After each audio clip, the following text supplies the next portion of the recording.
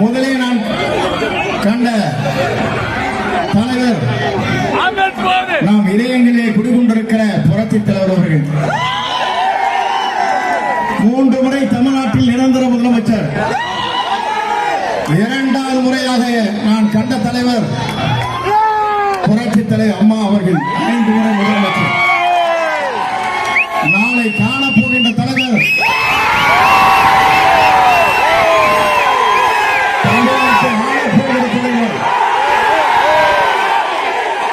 தமிழக வெற்றி கழகத்துடைய தலைவர் என் அன்பு இளவல் விஜய் அவர்கள் என்பதை நான் மறந்துவிடக்கூடாது.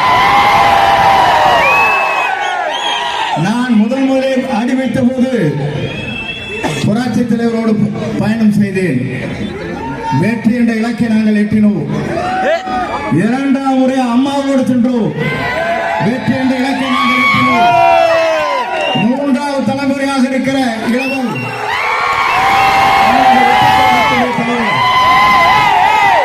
நாளை